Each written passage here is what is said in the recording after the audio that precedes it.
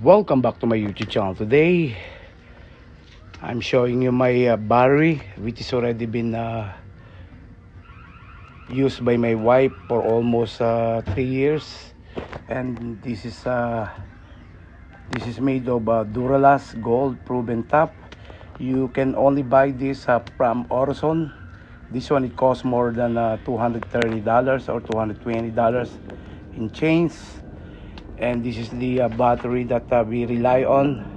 I tried Walmart before, Walmart battery, but it lasts only for not more than 2 years.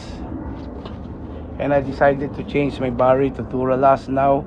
It's almost 3 years already since my wife basically used her audio sound system and charging her phone, her iPhone, and charging her smartwatch. Sometimes I basically charge my iPhone as well whenever I use it. And she used to drive local, not out of the state or freeway. And now I'm going to test this because the day today is December, month of December, and you know that winter time, it's really cold. The temperature in Nevada goes down to 42 in the evening, sometimes 38. It's a little bit cold, and you better check your battery. And upon checking your battery, you need to use whatever accessible that you guys can use. You cannot use the multi-tester. You need to buy, you need to invest a battery tester like this, made by Conway KW210. I have another one which is a different brand. I got it from eBay. This one, I got this from Amazon. If I'm not mistaken, I bought this for $23 way back 2017 or 18. And it's a good investment, for especially for people who are doing DIY. And now I'm showing you guys how this thing works. Okay, so first thing and foremost, you need to check which one is the positive. So there's a mark to the battery that it says positive, and then the negative. So always remember that the red terminal clamp represent as positive. So you need to clamp it, and you need to wiggle it a little bit like this. Okay, make sure that it grip. And the negative, which is black, you need to go to the terminal pause, which is the negative sign, and that's the positive sign for the battery. And while I'm checking this, so you need to start for the battery. So there's an up and down button. So I'm going to check this for the battery. So I need to enter this.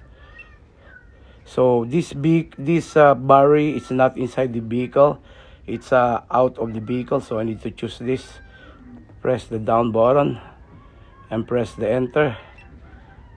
And this is a regular platted, not an AGM flat plate, not an AGM spiral. So I'm gonna click the enter.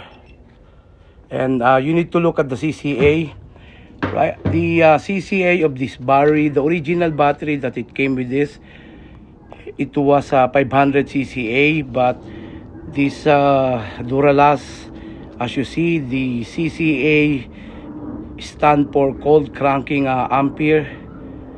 The cold cranking ampere is 640. So you need to choose between these options. So you see the CCA. When I press down, so it goes down, the CCA 640. That's what it says here. So I need to press enter. So the battery is testing right now. So that's the battery set.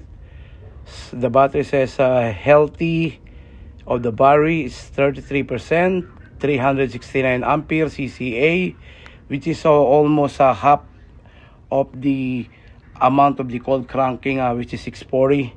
And the Conway KW210, it says replace So the charge is 66%, 12.4. The charge is okay, but the internal resistance is 8.11 milliohms and 640 cca replaced. So once you see this type of reminder from this Conway 210W, and if you do not know how to do the DIY battery maintaining your battery, you are able to replace this by bringing this to Orson. Then the battery of Orson, it has a 3-year pre-replacement without question asked, and beyond the 3 years there is a prorated discount which they give you somewhere around like $10 or $15 plus the core, somewhere around $30 to $40. They give you that kind of a discount in order for you guys to replace this. Like what I said, Duralast nowadays, gold, it costs somewhere around $220 to $230 to $240. But you can buy battery from Costco. I believe Costco is almost similar to this manufacturing company, but a different rebranded. And you can buy also from Walmart as well. They basically carry a different battery. I tried that before and it lasts for 1.5 years, and since then I never use it anymore. So I decided to get the Duralast. In order for you guys to maintain the battery of this battery, you need to careful. Always wear gloves, surgical gloves, and an eye protection, because the battery liquid is it's a sulfuric acid that it can cause skin irritation and permanently damage your eyes and also your skin. So I highly recommend you guys always wear gloves and wear eye protections. And if you want to try this out, check the battery level. If you are able to try this out, this one.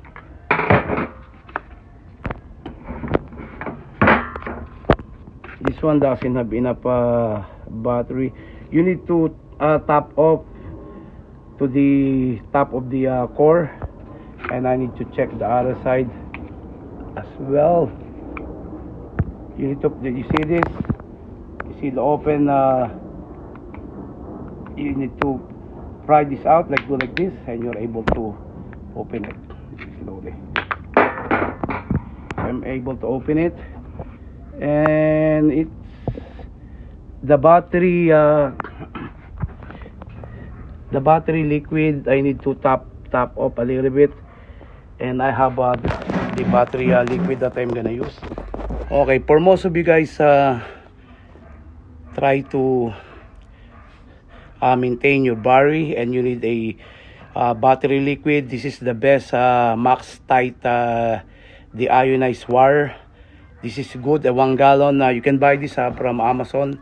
I got this a long time ago, and I basically do my battery maintenance in order for me not to buy again. And this one, it costs around $20.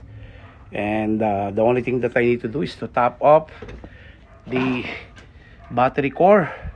And once I tap off with this deionized liquid wire, Max Tight brand, I need to close this again, and I'm going to use my battery maintainer.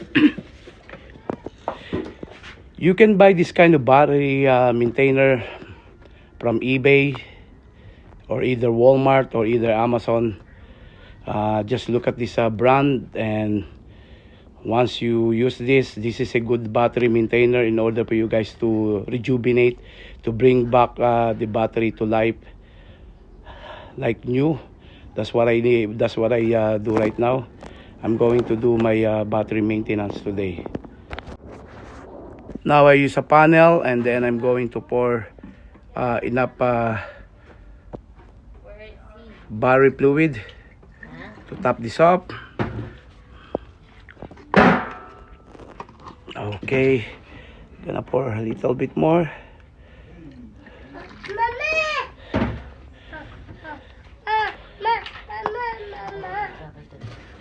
A little bit more.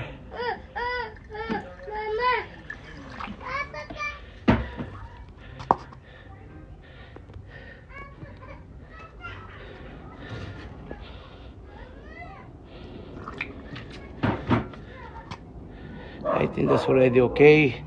And this one that almost doesn't have enough barrel. Well, gonna put this the ionized barrel fluid. Yeah, the wires are really nice. Okay, some more.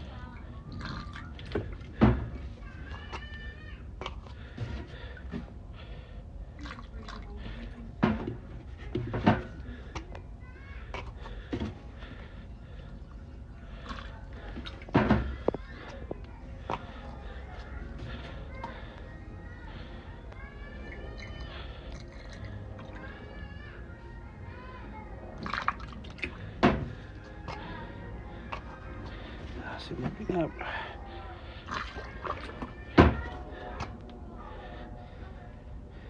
Some more.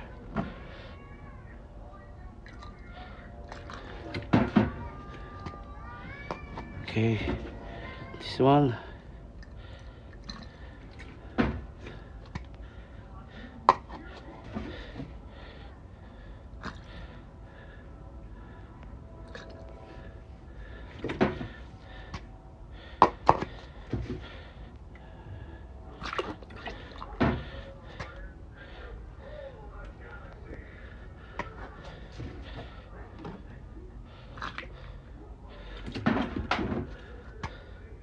So I already put enough fluid to this, or enough the ionized wire.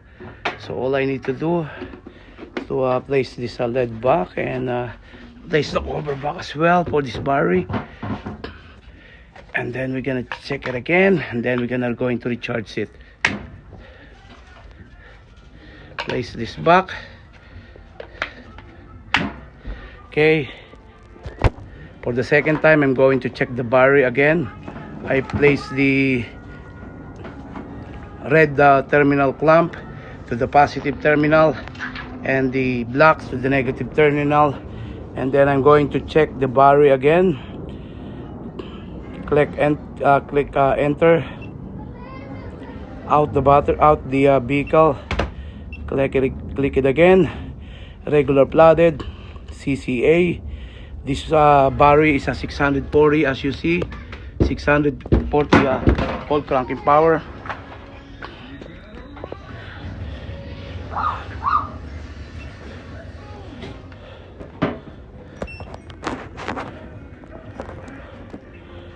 Now it gives me 370 cold cranking power. I'm going to recharge this overnight. Let's see. Tomorrow I'm going to show you guys what will be the result by using this type of battery maintainer, this intelligent pulse upgrade, LED liquid Sertal. It should be crystal, but they made a wrong spelling on this one. Okay, so I already plug it in, and I'll choose the repair. There's an option, repair auto. Put the repair. There's a car, and this is a motorcycle, so I choose the car here. So you see this, the battery now is in let's see this, let me check. Let's read it all together. So you see the battery, it says charging battery, and the state of charge is 12 volts. So it's in a low state of charge. Once it's fully charged, the red to the left, you will see that LED will light up once it lit. So it means to say this is a fully charged. So you see this, reverse instruction, so it means it reverse 12 volts, 24 volts. So I put it in the car to the bottom, and then repair to the upper left. And the state of charge is 14 volts, 4.1 ampere. So the amperage that they use to this intelligence pulse upgrade battery charger is only 4 ampere, 4.1 ampere, not like the dealership which basically use 100 ampere battery maintainer. So this is a good battery maintainer to trickle the cell which is already been dead, and as what you see, the state of charge for this battery is already been replaced with the use of this Conway KW210, and it says that my battery is already been dead and need to be replaced. But instead of replacing, I use my battery maintainer. I got this from Amazon. Just look at it. I don't know how much this one costs right now. It's a long time ago since I got this.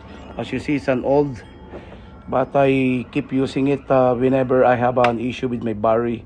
So just let it charge, and let's see what will happen. I'm gonna leave it there. Hopefully that in the evening, now it's only 1:30 p.m. 2:35 p.m. rather. So hopefully around 7 or 8 or 10 p.m. this battery Duralast Gold already been fully charged. But so far right now, you see the state of charge is charging. It says that's a charging indications, and this is a 12 volts charge. This one is applicable for SUV, pickup truck, motorcycle, and tractor, or whatever vehicle that you guys have. You can use this also to a 6-cylinder vehicle, as you see. So it can charge also a 24 volts battery. So right now this one is a 12 volts. For the battery for my wife car, which is a Mitsubishi Outlander 2018 SE model. The battery is almost close to 3 years. Now the battery already been dead and need to be replaced. But instead of replacing it, I use the battery maintainer that I got from Amazon. So I hope you guys learn how to do the battery maintenance, and hopefully you guys understand a simple way in order for you guys to save tons of money. But you need to invest getting this, and also getting the tester, the Conway KW210, in order for you guys to achieve the perfect conditions of your battery for your vehicle, especially for people who has more car, and this is a good battery maintainer. See, now it's keep charging. I hope you guys keep watching my YouTube channel. Till next time, guys, don't forget to like, share, and subscribe to my channel. Thanks for stopping by. I catch you guys later for my next video. May God bless you all. Bye for now. God bless.